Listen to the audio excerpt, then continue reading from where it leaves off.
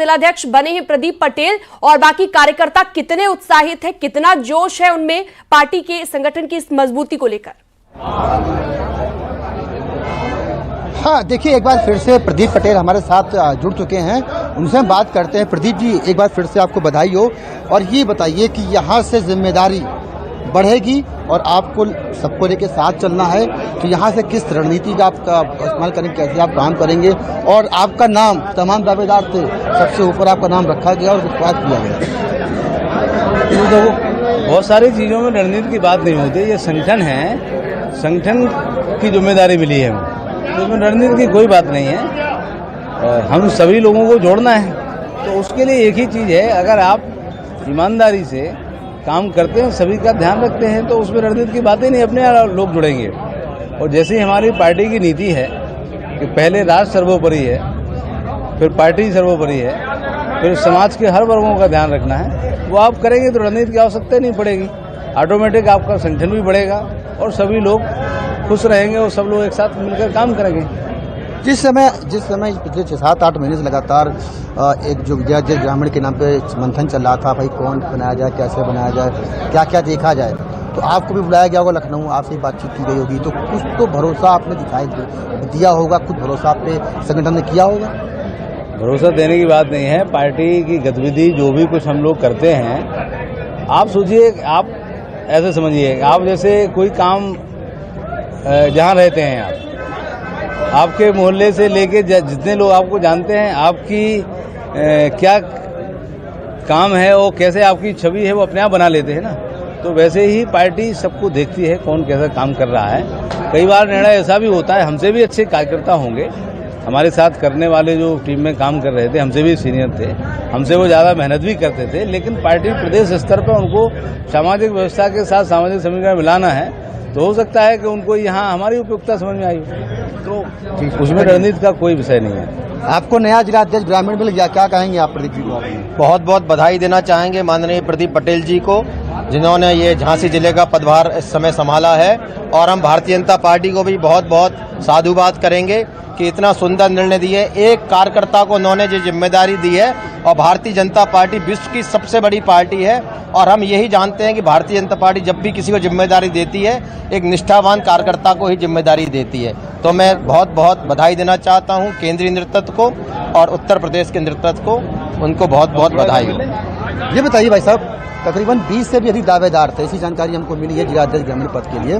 प्रदीप पटेल के नाम पर अंतिम मुहर लगाई गई, तो कुछ तो गहन मंथन किया गया होगा। देखिए, ऐसा 30 से ऊपर जो दावेदार थे, निश्चित तौर पर मैं आपको बताना चाहता हूँ मंच के माध्यम से कि जो भी थे वो कार्यकर्ता, मूल कार्यकर्ता थे, और ये संगठन का पर्व है, और संगठन के पर्व में जो कार्यकर्ता होता है फर्श उठा के काम करता है, जो मंडल सेक्टर बूथ पे जिसने काम किया होगा, जिसने निश्चित तौर पर पार्टी का झंडा लेके, जब भारतीय जनता पार्टी की सरकार नहीं थी प्रदेश के अंदर, तब भी प्रदीप पटेल जी ने मंडल सेक्टर में वो काम किए हैं। 2 बार महामंत्री रहे वो, इसके पहले भी महामंत्री थे, उसके पहले भी महामंत्री थे, उन्होंने महामंत्री रहते हुए अपनी विधानसभा में बहुत अच्छा काम किया है। और पटेल समाज का जो बाहुल क्षेत्र रहेगा, निश्चित तौर पर बहुरानीपुर और गरोठा में आप देखेंगे तो पटेल समाज का एक अच्छा प्रभाव है, लेकिन जात पात से हम लोग हटके काम करने वाले लोग हैं, हर समाज का वर्ग का व्यक्ति हमारी पार्टी से जुड़ा हुआ है। निश्चित तौर पर अगर आपको पीडीए देखने को चाहिए तो जो झांसी में दिखा के दिया है, झांसी संसदीय क्षेत्र में हमने ललितपुर में ब्राह्मण समाज से बनाया है, यहाँ से पिछड़े से हम लोगों ने पटेल समाज को बनाया है, और अब आने वाला जो भी महानगर का रुका हुआ है, महानगर में हो सकता है कुछ और ऐसा हो जिससे पीडीए का जो काम कर रही है वो भारतीय जनता पार्टी निश्चित तौर पर ईमानदारी से कागजों में कर रही है। और आप ये समझ लीजिए, प्रदीप पटेल कोई हवाई जहाज से आए हुए नहीं है, इनने फर्श उठा के काम किया है मंडल सेक्टर बूथ में, और जिसने मंडल सेक्टर में बूथ पे काम किया है, आज पार्टी ने उनको आशीर्वाद दिया है। और निश्चित तौर पर प्रदीप पटेल के नेतृत्व में हम सभी कार्यकर्ता पूरे तन मन धन से योगी जो मोदी जी के हाथों को मजबूत करेंगे, और पुनः एक बार भारतीय जनता पार्टी 2027 में एक बार फिर योगी आदित्यनाथ की सरकार बनाने जाएगी। ये बताइए, जिस तरीके से अखिलेश यादव का पीडीए काम किया लोकसभा चुनाव में, क्या उसको ध्यान में रखते हुए कहीं ना कहीं इस नाम पे मोहर लगी है? हाँ, इसी नाम पे मोहर लगी पीडीए। क्या कहोगे? इसलिए बहुत बढ़िया निर्णय लिया पार्टी ने। मंडल अध्यक्ष टोड़ी फतेहपुर जो मेरे जिलाध्यक्ष जी बने वो मेरे मंडल से ही आते हैं, टोड़ी फतेहपुर मंडल से आते हैं। तो क्या आपको भरोसा था कि इनके नाम पे अंतिम मोहर लग जाएगी? नहीं, बहुत ऐसा नहीं, लेकिन पार्टी का जो निर्णय में सभी बहुत उम्मीदवार 3 दर्जन उम्मीदवार थे यहाँ से, लेकिन पार्टी का निर्णय है, पार्टी ने अच्छा ही निर्णय लिया है, पार्टी संगठन के लिए सोचती है। एक आम चर्चा तो थी ना भाई, प्रदीप पटेल के नाम पर, ऐसा लगता है कि जानकारी मिल रही है कि इस नाम पर, जिलाध्यक्ष ग्रामीण के नाम पर एक आम चर्चा तो थी बहुत दिनों से कि प्रदीप पटेल का ही नाम फाइनल होने वाला है। तो क्या ये सही चर्चा ही साबित हुई? नहीं, चर्चाएं तो कई नामों पे हुई थी। पार्टी का निर्णय है जिस पर मोहर लगा दी उन्होंने, और पार्टी के निर्णय पे ही सब लोग, सबकी सहमति है, सब लोग खुश हैं, ठीक है सब। तो क्या कहोगे भैया, होली मनाओगे फिर? नहीं, होली बिल्कुल मन रही है। नहीं, होली मन रही है और पूरे हर्ष और उल्लास से मन रही है। यहाँ पे जैसा कि आप देख रहे हैं भारतीय जनता पार्टी के कार्यालय में कार्यकर्ता भी काफी उत्साहित नजर आ रहे हैं और ऐसा हर एक जिले से ही देखने को मिल रहा है, क्योंकि कार्यक्रम का भी आयोजन किया गया है, साथ ही साथ जिलाध्यक्षों के नामों का भी ऐलान किया जा रहा है। मेरठ एक बार फिर से आपको लिए चलते हैं, निखिल अग्रवाल यहाँ से हमारे साथ जुड़े हुए हैं। निखिल, आप लगातार मंच की तस्वीरें भी दिखा रहे हैं, कार्यकर्ताओं का भी काफी उत्साह है आज के इस दिन को लेकर। फिलहाल क्या जानकारी मिल रही है, किन किन चीजों को ध्यान में रखा गया है जिलाध्यक्ष को चुनते वक्त, और कोई जानकारी, कोई अपडेट मिल पाया क्या? देखिए, अभी नाम की घोषणा कुछ ही पल में होने वाली है। यहाँ पर जो चुनाव अधिकारी है वो यहाँ से मंच से बोल रहे हैं और कुछ ही सेकंड्स बचे हैं जब इस नाम की घोषणा हो जाएगी, कौन मेरठ के महानगर अध्यक्ष के लिए घोषित किया जाएगा। हमारे साथ कुछ लोग भी यहाँ मौजूद हैं। ये बताए भाई साहब, किन किन बातों को लेकर ध्यान में रखा गया है? महानगर अध्यक्ष कैसा होना चाहिए? उसको जिले में काम करने का 5-7 साल का अनुभव होना चाहिए। ऐसा ही कॉन्स्टिट्यूशन में बीजेपी के है, वो उसी के अनुकूल ही बनेगा। महिलाओं को आगे बढ़ाने की भी बात रखी है। महिलाओं का भी है। पश्चिम के क्षेत्र में मुझे लगता है तो 2-3 जगह में, 3 जगह 4 जगह महिलाएं बनेगी। कहाँ चयन उनका किया गया है, प्रदेश के नेता बता पाएंगे। देखिए, प्रदेश के नेता बता पाएंगे और बड़ी पारदर्शी तरीके से इसको रखा गया है, क्योंकि जिस तरीके से मैं आपको कार्यकर्ताओं का जोश भी दिखाना चाहूंगा, कार्यकर्ताओं का जोश भी आज देखने वाला है, क्योंकि काफी ज्यादा निगाहें हैं इस बात को लेकर कि कौन महानगर अध्यक्ष बनेगा। ये बताएं, कौन इसमें अध्यक्ष बनने जा रहा है और किस किस के नाम की प्रबल दावेदारी? देखिए, ये भारतीय जनता पार्टी परिवार है और ये बिल्कुल राष्ट्रीय संगठन है। यहाँ पर पंक्ति के अंतिम व्यक्ति जो होता है खड़ा हुआ, उसको भी पार्टी अवसर दे सकती है। यहाँ दरी बिछाने वाले को, झंडे लगाने वाले को भी अवसर मिलता है। यहाँ पर लोकतंत्र है।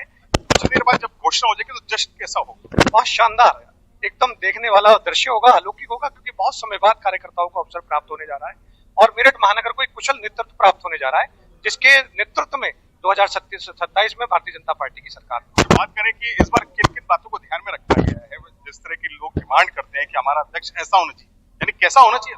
देखिए, युवा होना चाहिए, ऊर्जावान होना चाहिए, गुणवान होना चाहिए और जो नेतृत्व कर सके, जिसके अंदर पास अनुभव हो, ऐसा एक कार्यकर्ता नेतृत्व करने जा रहा है। अब से कुछ ही समय में महानगर अध्यक्ष की घोषणा हो जाएगी और सबके सामने आ जाएगा नाम। माना जा रहा है कि 3 बजे का आसपास का वो समय होगा जब महानगर अध्यक्ष की घोषणा होगी। कार्यकर्ताओं का जोश बहुत हाई है, पूरा मंच सज चुका है और तमाम वो पैरामीटर्स इस्तेमाल किए गए हैं जैसा कि अध्यक्ष होना चाहिए, क्योंकि विजन 2027 है। 27 के लक्ष्य को साधने के लिए संगठन जरूरी है और संगठन की रीढ़ अध्यक्ष है।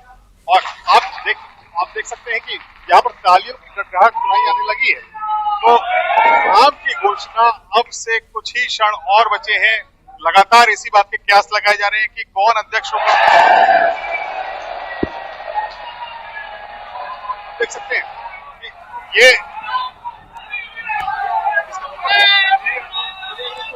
विवेक रस्तोगी यहाँ पर अध्यक्ष बना लिए गए हैं। सबसे पहले न्यूज 18 ये खबर ब्रेक कर रहा है कि विवेक रस्तोगी को मेरठ महानगर का अध्यक्ष घोषित कर दिया गया है। आप देख सकते हैं जश्न का माहौल है मेरठ के बीजेपी दफ्तर में और विवेक रस्तोगी को बधाई देने वालों का तांता लग गया है। आप देख सकते हैं यहाँ पर